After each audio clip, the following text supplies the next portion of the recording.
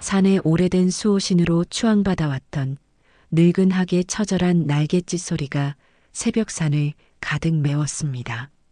아니, 이게 무슨 일이오? 왜 이러시는 거요? 정각 스님은 깜짝 놀라며 뒷걸음질을 쳤어요. 평소라면 조용히 비켜주었을 학이 갑자기 날개를 활짝 펼치며 길 한가운데를 가로막고 서 있었거든요. 제발 비켜주시오. 물을 기르러 가야 합니다. 하지만 학은 더욱 격렬하게 날개를 펄럭이며 스님을 향해 돌진했습니다. 날카로운 부리로 바지자락을 물어뜯으며 필사적으로 저항했어요. 아야, 정말 이상하군. 도대체 왜 그러는 거요? 30년 동안 같은 길을 다니며 이런 일은 처음이었습니다. 학의 눈동자에는 평소에 없던 간절함과 절망이 가득했어요. 해발 1000m 고지에 자리 잡은 작은 암자에서는 매일 새벽 4시면 어김없이 목탁 소리가 울려 퍼졌습니다. 정각 스님은 30년째 같은 시간에 일어나 같은 기도를 올리고 같은 길을 걸어 산 아래 우물까지 내려가 물을 길어오곤 했죠. 이 일상은 그에게 단순한 반복이 아니라 수행 그 자체였습니다. 오늘도 맑은 하늘이군요. 정각 스님은 암자 마당에 서서 하늘을 올려다보며 작은 미소를 지었습니다. 가을이 깊어지면서 산 전체가 붉은빛과 노란빛으로 물들어가고 있었어요. 30해 동안 이 산에서 살아오면서 수천 번은 본 풍경이지만 여전히 새롭게 다가오는 자연의 신비로움에 감탄하지 않을 수 없었습니다. 물통을 들고 암자를 나서는 정각 스님의 발걸음은 가볍고 경쾌했어요. 돌계단을 내려가며 그는 늘 같은 생각을 했습니다. 재범무아, 모든 것은 고정된 실체가 없다고 하셨는데 이 길만은 변하지 않는 것 같구나. 바위 틈 사이로 난 좁은 산길은 정각 스님이 이 암자에 처음 올라왔을 때부터 지금까지 똑같은 모습이었거든요. 길 중간쯤에서 정각 스님은 잠시 걸음을 멈추고 주변을 둘러보았습니다. 저 멀리 소나무 가지 위에 한 마리의 학이 앉아 있는 게 보였어요. 다리 하나를 접고 서 있는 그 학은 언제부터인가 이 암자 근처에서 살기 시작했습니다. 처음 발견했을 때는 한쪽 다리에 상처가 있어서 제대로 걷지도 못했었죠. 아, 그때가 벌써 1년 전이군요. 정각 스님은 그날을 떠올리며 고개를 끄덕였습니다. 폭우가 쏟아지던 어느 날 밤, 암자 처마 밑에서 떨고 있던 상처 입은 학을 발견했을 때의 일이 생생했어요. 다리에서 피가 흘러내리고 있었는데 아마 어디선가 추락했거나 다른 동물에게 공격받았을 것 같았습니다. 그때 정각 스님은 망설이지 않고 학을 암자 안으로 데려와 상처를 치료해 주었어요. 생명 있는 모든 존재는 부처님의 자식이니까요. 라며 정성스럽게 약초를 다려 상처에 발라주고 며칠 동안 정성껏 돌봐주었죠. 학은 처음엔 경계심이 많았지만 점차 정각 스님을 신뢰하기 시작했습니다. 상처가 나은 후에도 학은 떠나지 않고 암자 근처에서 살기 시작했어요. 완전히 회복되지는 못해서 여전히 한쪽 다리를 절뚝거렸지만 그런대로 혼자 살아갈 수 있을 정도는 되었습니다. 정각 스님은 때때로 학에게 남은 음식을 나눠주곤 했는데 학도 고마워하는 듯 조용히 고개를 숙여 인사를 했죠. 부처님께서 말씀하신 자비란 바로 이런 것이겠지요. 종족이 달라도 서로를 도우며 살아가는 것 말입니다. 정각 스님은 학을 바라보며 미소를 지었어요. 학도 마치 인사를 하듯 날개를 한번 펼쳤다가 접었습니다. 물통을 다시 들어 올린 정각 스님의 걸음은 더욱 가벼워졌어요. 이런 평화로운 일상이 언제까지나 계속되기를 바라는 마음이었습니다. 하지만 세상의 모든 일이 무상하다고 하셨으니 이 평온함도 언젠가는 변할 수밖에 없겠죠. 다만 그때가 아직은 멀리 있을 거라 생각했을 뿐입니다. 이튿날 새벽 정각 스님은 평소와 다를 바 없이 물통을 들고 암자를 나섰습니다. 차가운 새벽 공기가 폐 깊숙이 들어와 정신이 맑아지는 느낌이었어요. 오늘은 무슨 일이 일어날까요? 하고 중얼거리며 걸음을 옮겼는데 그때는 정말 단순한 혼잣말일 뿐이었습니다. 그런데 평소 학이 앉아있던 소나무 근처에 이르렀을 때 뭔가 이상한 기운을 느꼈어요. 학이 나무 위에 있는 게 아니라 길 한가운데 서 있는 게 아니겠어요? 정각 스님은 고개를 갸우뚱하며 학에게 다가갔습니다. 어디 아픈 곳이라도 있나요? 그런데 이게 웬일입니까?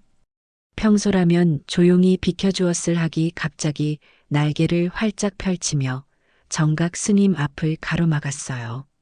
그것도 모자라 날카로운 부리로 정각 스님의 바지 자락을 꽉 물어당기기 시작했습니다. 어머, 이게 무슨 일이에요? 정각 스님은 깜짝 놀라며 뒷걸음질을 쳤어요. 학의 눈동자에는 평소에 없던 간절함이 가득했습니다. 마치 무언가 절박한 상황을 알리려는 듯 처절하게 울부짖으며 정각 스님의 앞길을 막았어요. 크악, 크악. 학의 울음소리는 새벽산을 가득 메울 정도로 크고 애절했습니다. 저기 무슨 일인가요? 왜 이러세요? 정각 스님은 학을 달래려 했지만 소용이 없었어요. 오히려 학은 더욱 격렬하게 날개를 펄럭이며 스님을 뒤로 밀어내려 했습니다. 정각 스님이 한 발자국 앞으로 나아가려 하면 학 또한 발짝 더 앞으로 나와서 길을 막았죠. 아이고, 참 난감하네요. 정각 스님은 머리를 극적이며 당황했습니다. 30년 동안 이 길을 다니면서 이런 일은 처음이었어요. 학이 상처를 입었을 때도 이렇게 사나운 모습은 보여주지 않았는데 도대체 무슨 일로 이런 행동을 하는지 이해할 수가 없었습니다.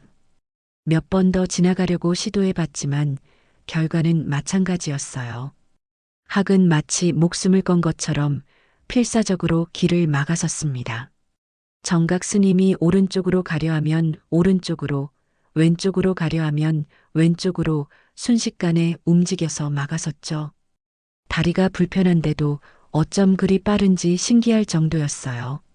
부처님께서 인내가 최고의 수행이라고 하셨으니 오늘은 여기서 물러서겠습니다. 정각 스님은 한숨을 쉬며 물통을 내려놓았어요. 학과 실랑이를 벌이는 것보다는 다른 방법을 찾는 게 낫겠다는 생각이 들었거든요. 하지만 마음 한편으로는 의아했습니다. 왜 갑자기 이런 행동을 하는 걸까요? 지난 1년 동안 학은 한 번도 이런 모습을 보여준 적이 없었어요. 오히려 정각 스님을 반갑게 맞이하고 고마워했는데 갑자기 적대적으로 변한 이유를 알 수가 없었습니다. 암자로 돌아가는 길에 정각 스님은 계속 뒤를 돌아봤어요. 학은 여전히 그 자리에 서서 길을 지키고 있었습니다. 마치 무엇인가를 보호하려는 듯한 모습이었죠. 내일은 괜찮아지겠지요.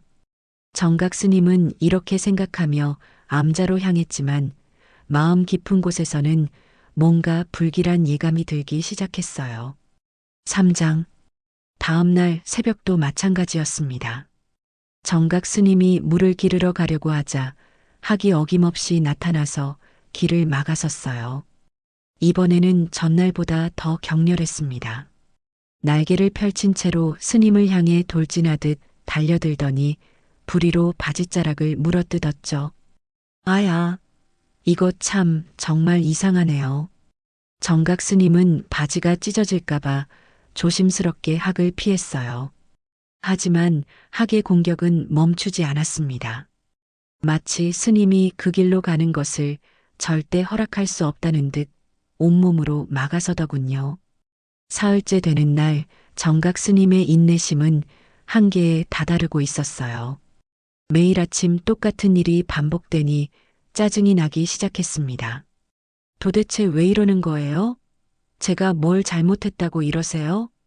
정각 스님은 학을 향해 소리를 질렀지만 학은 오히려 더 큰 소리로 울부짖으며 저항했어요. 크악, 크악. 학의 울음소리는 온 산을 뒤흔들 정도로 처절했습니다. 그 소리를 듣고 있으니 정각 스님의 마음도 무거워졌어요. 분명히 학도 괴로워하고 있다는 걸 알 수 있었거든요. 하지만 왜 그런지는 여전히 알 수 없었습니다. 며칠째 물을 길어오지 못해서 암자의 물 항아리는 바닥이 보이기 시작했어요. 정각 스님은 할 수 없이 다른 길을 찾기로 마음먹었습니다. 부처님께서 모든 길은 진리에 이르는 길이라고 하셨으니 다른 길도 있겠지요. 평소 다니던 길에서 한참 벗어난 곳에 또 다른 샘이 하나 있다는 걸 기억해냈어요. 거기까지는 거의 2배 가까운 거리를 돌아가야 했지만 다른 선택의 여지가 없었습니다. 정각 스님은 무거운 발걸음으로 우회로를 택했어요. 험한 바위길을 따라 1시간 넘게 걸어서야 겨우 샘에 도착할 수 있었습니다. 평소라면 20분이면 충분했는데 이제는 왕복에 거의 3시간이 걸렸어요. 이것도 수행의 일부라고 생각해야겠네요. 정각 스님은 스스로를 다독이며 물을 길었습니다. 돌아오는 길에 정각 스님은 평소 다니던 길목을 멀리서나마 확인해 보고 싶었어요. 높은 바위 위에 올라서서 내려다보니 학이 여전히 그 자리를 지키고 있는 게 보였습니다. 하루 종일 그 자리에서 움직이지 않고 있는 것 같았어요. 저 학은 도대체 뭘 하고 있는 걸까요? 정각 스님은 고개를 저으며 중얼거렸습니다. 학의 모습을 자세히 보니 뭔가 다급해 보였어요. 마치 무언가 큰 위험이 다가오고 있다는 걸 알리려는 것 같았습니다. 그때 정각 스님의 머릿속에 한 가지 생각이 스쳐 지나갔어요. 혹시 학이 무언가를 알고 있는 건 아닐까요? 동물들은 사람보다 예민한 감각을 가지고 있다고 들었거든요. 지진이나 산사태 같은 자연재해를 미리 감지한다는 이야기도 있었고요. 하지만 곧 고개를 저었습니다. 그냥 제 추측일 뿐이겠지요. 아직은 확신할 수 없어요. 정각 스님은 무거운 물통을 들고 암자로 돌아갔습니다. 그러나 마음 한편으로는 학에 대한 궁금증이 점점 커져만 갔어요. 일주일이 지나도록 상황은 전혀 나아지지 않았습니다. 학은 여전히 그 길목을 철통같이 지키고 있었고 정각 스님은 어쩔 수 없이 먼 길을 돌아서 물을 길어와야 했어요. 매일 3시간씩 걸리는 고된 길이었지만 학을 쫓아낼 마음은 없었습니다. 모든 생명은 소중하다고 하셨으니까요. 정각 스님은 지친 몸을 이끌고 험한 바위길을 오르내렸어요. 하지만 날이 갈수록 체력적으로 힘들어지는 게 사실이었습니다. 60을 넘긴 나이에 매일 이런 강행군을 하기엔 무리가 있었거든요. 어느 날 밤 잠자리에 들려던 정각 스님은 땅이 미세하게 흔들리는 걸 느꼈어요. 이게 뭔가요? 처음엔 잘못 느낀 줄 알았는데 분명히 작은 지진이었습니다. 그리 강하지는 않았지만 확실히 땅이 움직이고 있었어요. 지진이 그친 후에도 정각 스님은 잠이 오지 않았습니다. 문득 학의 행동이 떠올랐어요. 혹시 학이 이 지진을 미리 알고 있었던 건 아닐까요? 동물들의 예지 능력에 대해 들어본 이야기가 생각났습니다. 특히 새들은 하늘에서 보는 시각이 달라서 사람이 놓치는 변화를 감지할 수 있다고도 했죠. 그럼 학이 저를 보호하려고 그런 건가요? 정각 스님은 이 새로운 가능성에 마음이 복잡해졌어요. 만약 정말 그렇다면 지금까지 학에게 짜증을 낸 자신이 부끄러웠습니다. 자비를 실천해야 할 스님이 오히려 자신을 구하려는 생명체에게 화를 낸 셈이었으니까요. 하지만 여전히 확신은 서지 않았어요. 그냥 제 착각일 수도 있고요. 정각 스님은 이런저런 생각에 잠겨 뜬 눈으로 밤을 새웠습니다. 새벽이 되어서야 겨우 잠이 들었는데 평소보다 늦게 일어나게 되었어요. 늦은 시간에 물을 기르러 나선 정각 스님은 이번엔 조금 다른 마음가짐이었습니다. 혹시나 해서 평소 길로 가보기로 한 거예요. 학이 정말 자신을 보호하려는 거라면 조금은 누그러들지도 모른다는 생각이었죠. 하지만 학의 반응은 오히려 더 격렬해졌어요. 정각 스님의 모습을 보자마자 미친 듯이 날개를 펼치며 달려들었습니다. 이번엔 부리로 바지만 무는 게 아니라 스님의 몸을 밀어내려고까지 했어요.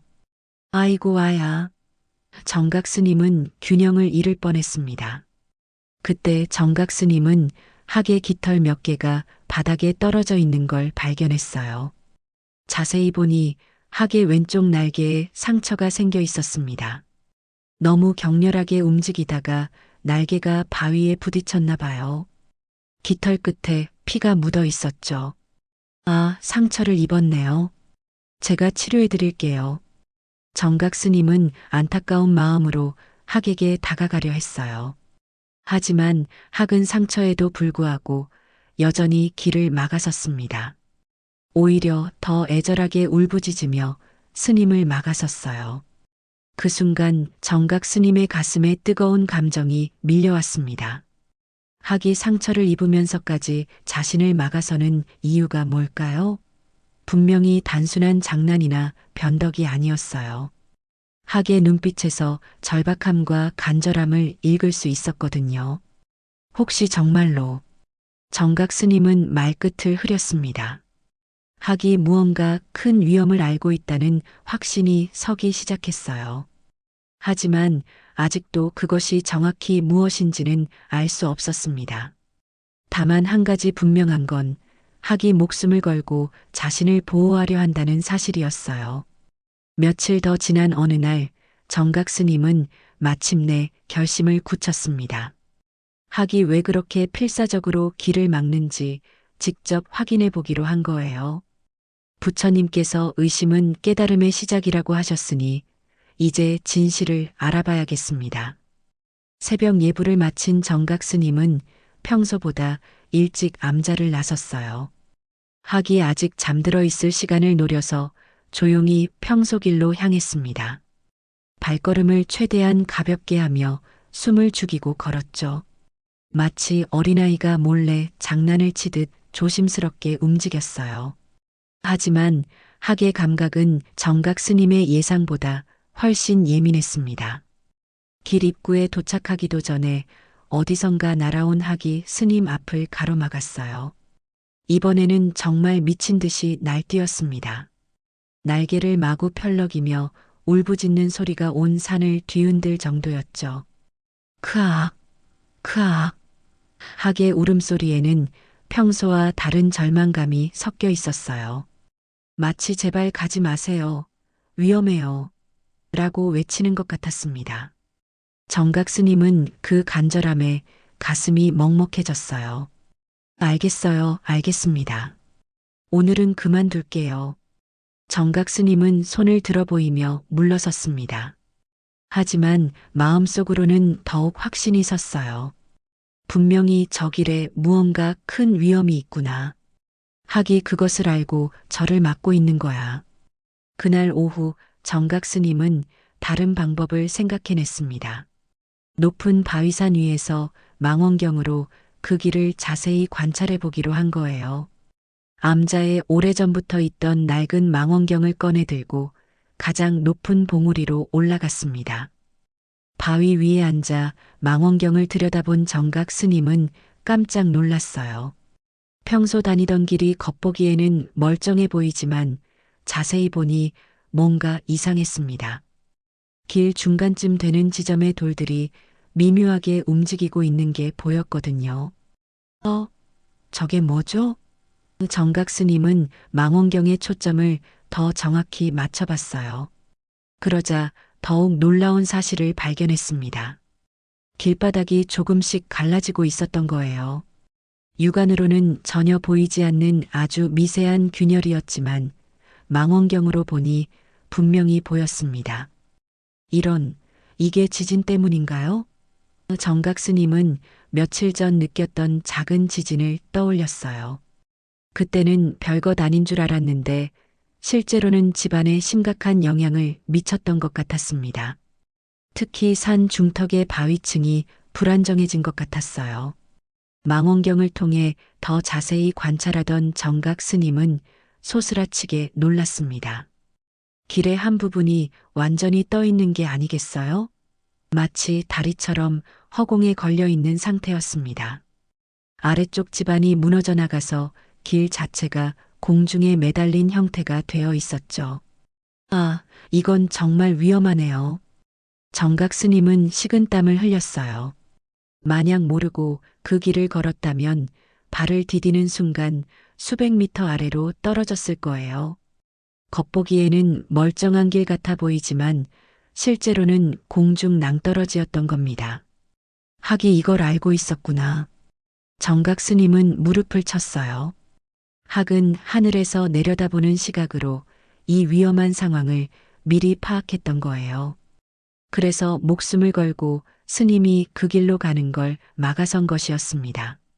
정각 스님의 가슴이 뜨거워졌어요. 자신을 구해준 학에게 짜증을 내고 심지어 쫓아내려고 했던 자신이 부끄러웠습니다. 제가 얼마나 어리석었는지 모르겠네요. 학이 생명의 은인이었는데 눈가에 뜨거운 것이 맺혔습니다. 망원경을 내려놓은 정각 스님은 급히 산을 내려갔어요. 지금 당장 학을 찾아가서 고마움을 전해야겠다는 생각뿐이었습니다. 그리고 학의 상처도 제대로 치료해줘야 했어요. 정각 스님이 서둘러 평소 길목으로 향했을 때 학은 여전히 그 자리를 지키고 있었습니다. 하지만 이전과는 다른 모습이었어요. 지난 며칠 동안 계속 그 자리를 지키느라 몹시 지쳐 보였거든요. 깃털도 많이 빠져서 여기저기 상처가 보였고 특히 왼쪽 날개는 심하게 부러진 상태였습니다. 아, 이렇게 상처가 심했나요? 정각 스님은 학의 상태를 보고 가슴이 아팠어요. 자신을 구하려고 이 정도까지 몸을 상하게 했다는 사실에 미안함과 고마움이 동시에 밀려왔습니다. 학은 정각 스님을 보자 힘겹게 일어나서 또다시 길을 막으려 했어요. 아니에요, 괜찮습니다. 이제 그 길로 가지 않을 거예요. 정각 스님은 두 손을 들어 보이며 천천히 학에게 다가갔어요. 학은 처음에는 경계했지만 스님의 진심을 느꼈는지 조금씩 마음을 열기 시작했습니다. 정각 스님은 조심스럽게 학의 상처를 살펴봤어요. 왼쪽 날개뼈가 부러진 게 확실했고 여러 곳에 찰과상도 있었습니다. 며칠 동안 제대로 먹지도 못했는지 몸도 많이 야위어 있었어요. 정말 고생 많이 했네요. 이제 제가 치료해 드릴게요. 학을 조심스럽게 안고 암자로 향하는 길에 정각 스님의 마음은 복잡했습니다. 부처님께서 은혜를 아는 것이 곧 지혜라고 하셨는데 저는 은혜를 원망으로 갚으려 했네요. 자신의 어리석음이 부끄러웠어요. 암자에 도착해서 정각 스님은 정성스럽게 학의 상처를 치료하기 시작했습니다. 1년 전 처음 학을 치료해 줄 때처럼 약초를 다리고 부러진 날개에는 작은 부목을 대어 주었어요. 학은 아파했지만 정각 스님을 믿고 가만히 있었습니다. 이번에는 제대로 낫도록 도와드릴게요. 정각 스님은 부드럽게 학의 머리를 쓰다듬었어요. 학도 고마운 듯 작은 소리로 울었습니다. 예전에 그 처절한 울음소리가 아니라 편안하고 안도하는 소리였죠. 치료를 마친 후 정각 스님은 학 옆에 앉아 조용히 말을 걸었어요. 저는 정말 바보였어요. 당신이 저를 구하려고 했다는 걸 왜 진작 깨닫지 못했을까요? 학은 정각 스님의 말을 알아듣는 듯 고개를 끄덕였습니다. 부처님께서 말씀하신 상호의존이란 바로 이런 거였군요. 저는 당신을 구해준다고 생각했는데 정작 저를 구해준 건 당신이었어요. 정각 스님의 목소리에는 깊은 감동이 담겨 있었습니다. 그날 밤 정각 스님은 학과 함께 암자에서 밤을 보냈어요. 학의 상처가 완전히 아물 때까지는 며칠 더 걸릴 것 같았습니다. 정각 스님은 학 곁에서 지켜보며 자신의 지난 행동들을 반성했어요. 저는 30년 동안 이 산에서 수행했다고 생각했는데 정작 진정한 가르침은 당신에게서 배웠네요. 정각 스님은 학을 바라보며 중얼거렸어요. 겉으로 드러나는 것만 보고 판단하지 말라는, 그리고 작은 생명의 목소리에도 귀를 기울이라는 소중한 가르침이었죠. 학은 정각 스님의 무릎 위에 머리를 기댄 채 편안하게 잠들어 있었어요. 스님도 조심스럽게 학을 쓰다듬으며 고마운 마음을 전했습니다. 고맙습니다. 정말 고마워요. 다음 날 새벽 정각 스님은 학의 상태를 확인한 후 평소 다니던 그 위험한 길을 직접 조사해 보기로 했습니다. 학은 아직 움직이기 어려운 상태였지만 스님이 나가려 하자 불안해하며 작은 소리로 울었어요. 괜찮아요. 조심히 다녀올게요. 정각 스님은 학을 안심시키며 암자를 나섰습니다. 길 입구에 도착한 정각 스님은 매우 신중하게 걸음을 옮겼어요. 겉보기에는 정말 평범한 산길이었습니다. 30년 동안 수없이 걸었던 익숙한 길이었죠. 하지만 이제는 학의 경고를 기억하며 한 발 한 발 조심스럽게 내디뎠어요. 길의 중간쯤에 이르렀을 때 정각 스님은 발밑에서 이상한 소리를 들었습니다. 돌이 굴러떨어지는 소리였어요. 고개를 숙여 자세히 보니 발 앞의 땅이 미세하게 흔들리고 있었습니다. 마치 얇은 얼음판 위에 서 있는 것 같은 느낌이었죠. 정각 스님은 주변에서 작은 돌멩이 하나를 주워서 앞쪽으로 던져봤어요. 돌멩이가 떨어진 곳에서 쿵 하는 둔탁한 소리가 났습니다. 그런데 이상했어요. 평소라면 돌이 땅에 떨어지는 소리여야 하는데 마치 공허한 곳으로 떨어지는 소리 같았거든요. 더 큰 돌을 던져보니 이번에는 아예 소리가 들리지 않았어요. 한참 후에야 멀리서 쿵 하는 소리가 들렸습니다. 정각 스님은 등에서 식은땀이 흘렀어요. 설마 하는 생각이 들어 무릎을 꿇고 땅을 자세히 살펴봤습니다. 그때야 정확한 상황을 파악할 수 있었어요. 길바닥이 겉보기에는 멀쩡해 보이지만 실제로는 아래쪽이 완전히 비어 있었던 겁니다. 지진으로 인해 지반이 무너져 내리면서 길 자체가 공중에 매달린 상태가 되어 있었죠. 마치 얇은 다리처럼 위태롭게 걸쳐져 있었어요. 정각 스님은 조심스럽게 몸을 낮춰서 길 아래쪽을 들여다봤습니다. 아찔할 정도로 깊은 절벽이 펼쳐져 있었어요. 수백 미터는 좋게 될 것 같은 깊이였습니다. 만약 모르고 그 위를 걸었다면 발을 디디는 순간 길바닥이 무너져 내리면서 그대로 추락했을 거예요. 이럴 수가. 정각 스님은 온몸이 떨렸어요. 학이 없었다면 자신은 이미 이 세상 사람이 아니었을 거란 생각에 소름이 돋았습니다. 며칠 전까지만 해도 아무 의심 없이 매일 이 길을 걸었을 텐데 정말 아찔한 일이었죠. 그제야 학의 절박했던 행동이 완전히 이해가 되었어요. 하늘에서 내려다본 학은 이 위험한 상황을 미리 파악했던 거예요.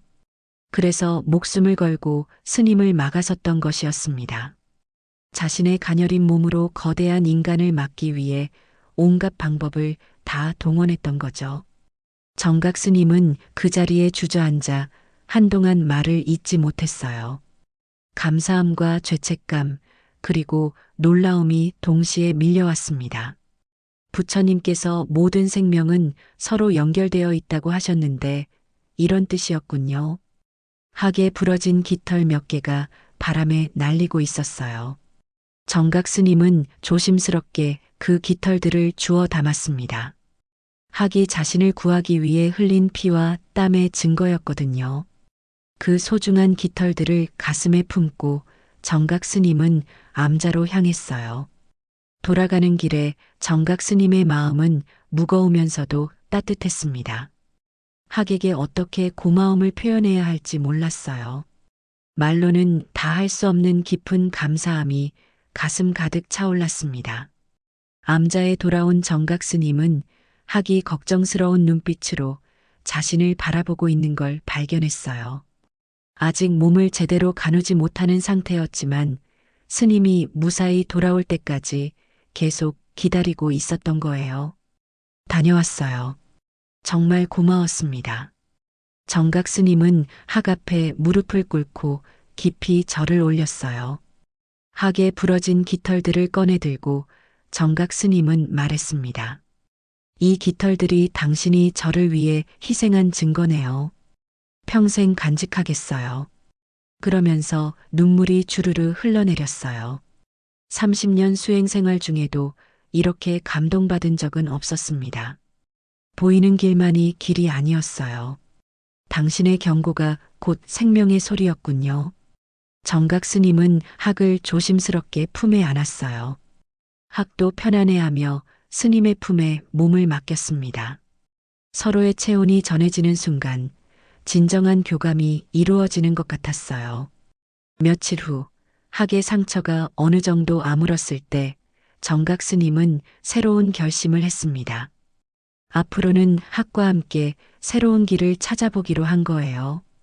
위험한 옛길 대신 안전한 새로운 길을 만들어야 했거든요. 우리 함께 새로운 길을 찾아볼까요? 정각 스님의 제안에 학도 고개를 끄덕이는 것 같았어요. 비록 말은 통하지 않지만 마음은 충분히 통했습니다. 두 생명체 사이에는 이제 깊은 신뢰와 애정이 자리 잡았어요. 새로운 길을 찾는 작업은 쉽지 않았습니다. 하지만 정각 스님과 학은 함께 산 곳곳을 다니며 가장 안전한 경로를 찾아냈어요. 학이 하늘에서 보는 시각과 스님이 땅에서 보는 시각을 합치니 훨씬 좋은 길을 발견할 수 있었습니다. 부처님께서 말씀하신 상생이 바로 이런 거였나 봅니다. 정각 스님은 학과 함께 새로운 길을 걸으며 생각했어요. 서로 다른 존재가 만나 더 큰 지혜를 만들어내는 아름다운 과정이었죠. 새로운 길은 조금 더 멀었지만 훨씬 안전했고 무엇보다 아름다웠어요.